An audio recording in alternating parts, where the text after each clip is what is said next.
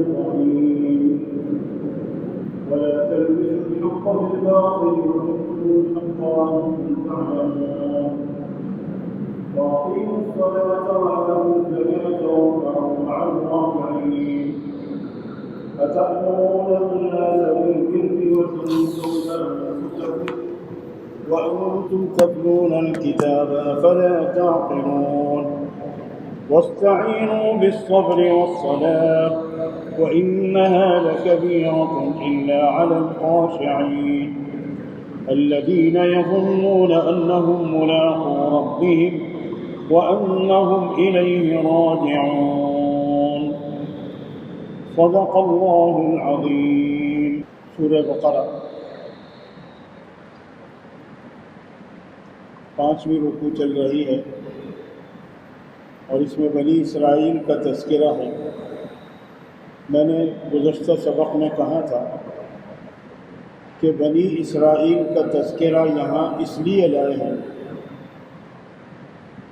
کہ سورہ بقرہ کی ابتدا میں اللہ رب العزت نے ایمان والوں سے یہ کہا تھا کہ تم جس ہدایت کی طلب کرتے ہو اور دعا مانگ رہے ہو وہ ہدایت یہ کتاب ہے، لیکن اس کتاب سے فائدہ اٹھانے والے وہ ایمان والے ہیں جن میں تقوی ہو اور جن میں ایمانی صفات یہ موجود ہوں کہ نماز کو قائم کرنے والے، زکوٰۃ کو دینے والے، آخرت پر یقین رکھنے والے، ان کو یہ کتاب ہدایت اس سے رہنمائی ملے گی اور وہی اس سے رہنمائی حاصل کریں گے۔ پھر اس کے بعد اللہ رب العزت نے ان کا بھی تذکرہ کیا جو کھل کر کفر کرنے والے ہیں 2 آیتوں میں، اور پھر 13 آیتوں میں ان لوگوں کا تذکرہ کیا جو کھل کر تو نہیں لیکن دلوں کے اندر کفر رکھنے والے ہیں، یعنی منافقوں کا تذکرہ کیا۔ اور پھر اللہ رب العزت نے قرآن کی دعوت، جو اللہ کی دعوت ہے، اس کی ابتدا فرمائی، توحید کی دعوت دی، اور پھر اس کے بعد رسالت پر دلائل قائم فرمائے، رسول اللہ صلی اللہ علیہ وسلم کی رسالت پر، قرآن کریم کو دلیل بنا کر، حجت بنا کر پیش کیا کہ دیکھو یہ قرآن کریم دلیل ہے، حجت ہے، رسول اللہ صلی اللہ علیہ وسلم کی رسالت۔ اور پھر اس کے بعد ظاہر یہ سلسلہ چلا اور اس میں اہل جنت کا بھی تذکرہ فرمایا اور ان کا بھی تذکرہ کیا جو انکار کرنے والے ہیں کہ ان کا انجام کیا ہوگا۔ اور پھر بنی حضرت آدم علیہ السلام کا واقعہ سنا کر انسانوں پر اپنی نعمتوں کا اظہار فرمایا کہ دیکھو میں نے تم پر کتنے انعامات کیے ہیں، یہ میرا کتنا بڑا کرم ہے تم پر، کتنا بڑا انعام ہے تم پر کہ میں نے تمہیں یعنی مسجود ملائک بنایا، فرشتوں سے تمہارے سامنے سجدہ کرایا، تمہارے باپ کے سامنے یعنی بہرحال باپ کی عزت اولاد کی عزت ہوتی ہے، اور یہ پوری انسانیت کا اعزاز ہے کہ آدم علیہ السلام کے سامنے فرشتوں کو یعنی سجدے کا حکم دیا۔ اس کی تفصیلات وہاں گزری۔ شیطان نے اس وقت سے دشمنی کا عزم کیا کہ میں ان کو چھوڑوں گا نہیں، اب میں ان کی دشمنی کروں گا آگے پیچھے دائیں بائیں ہر طرف سے، اور ان کو گمراہ کرنے کی کوشش کروں گا۔ یہ تفصیلات بھی گزری۔ فرشتوں نے سجدہ کیا، شیطان ابلیس نے انکار کیا اور وہ مردود ہوا۔ اور پھر اس کے بعد اللہ نے فرمایا دیکھو ہم نے آدم سے کہا آپ بھی اور آپ کی بیوی حوا بھی جنت کے اندر رہیں، آپ دونوں فراوانی اور آسائش کے ساتھ ساری نعمتیں کھائیں اور سب کچھ کریں، لیکن اس درخت کے قریب مت جائیں۔ لیکن آدم علیہ السلام بھول گئے، ان سے غلطی ہو گئی، اور ظاہر ہے اس کی پاداش میں، اس غلطی کی پاداش میں جنت سے نکال دیے گئے۔ ہم نے ان کو زمین میں اتار دیا، اور ہم نے یعنی ظاہر وہ ساری تفصیلات وہاں گزر گئی، اب اس کی تفصیلات، لیکن یہ خلاصتاً میں یہ ترتیب بتلا رہا ہوں اور رب بتلا رہا ہوں۔ پھر اللہ رب العزت نے بنی اسرائیل کا تذکرہ کیا، چونکہ بنی اسرائیل، میں نے جیسے کہا کہ حضور یہ مدنی صورت ہے، اور جب حضور نے ہجرت فرمائی مدینہ منورہ تو جن قوموں سے پالا پڑا اس میں یہود بھی تھے، سب سے زیادہ تھے یہود۔ مدینہ منورہ کے اندر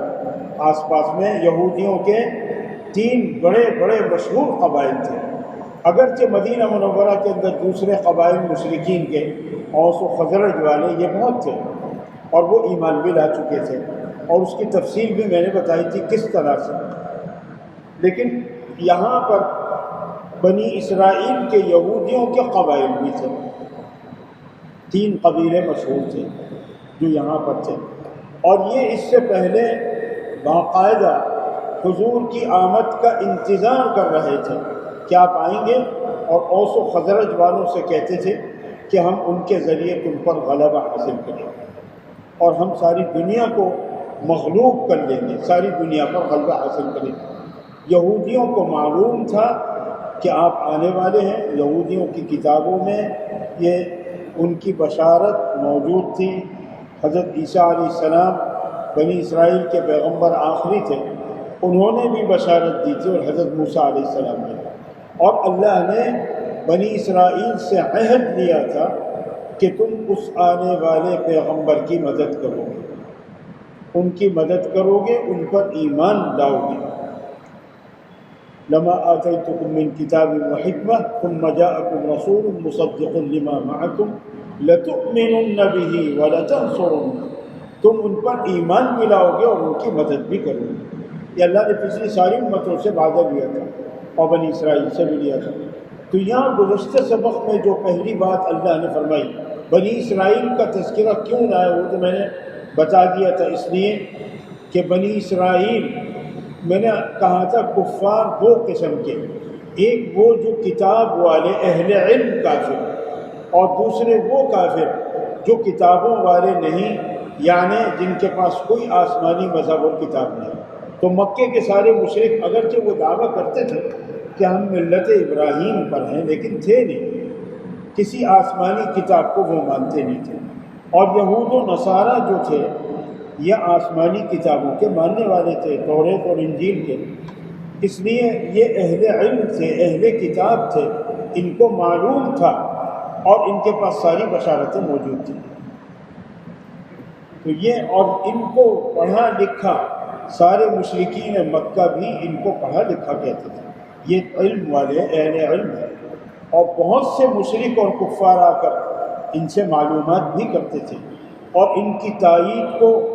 بہت اہم سمجھتے تھے، اہمیت تھی اس کی۔ اس لیے یعنی یہاں سے، یعنی بنی اسرائیل کا تذکرہ جو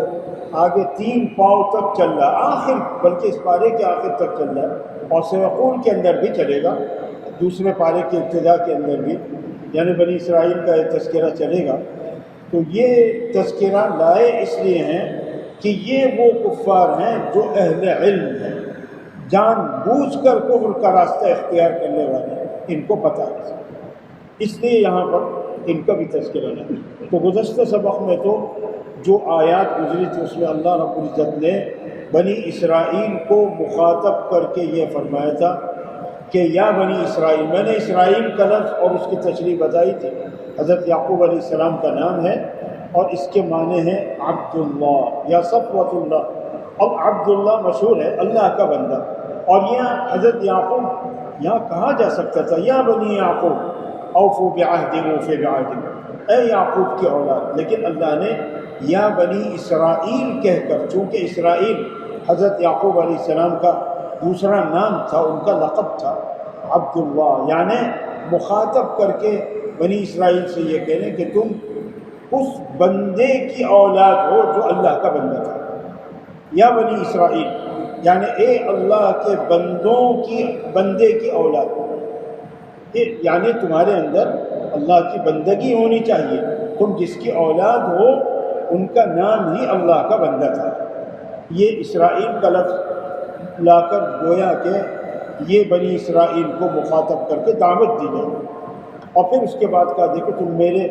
اس، یعنی جو گزشتہ سبق گزرا ہے اس میں ان کو عقائد کی دعوت دی گئی ہے۔ اوفوا بعہدی اوفی بعہدی، تم میرے وعدے کو پورا کرو، میں اپنے وعدے کو پورا کروں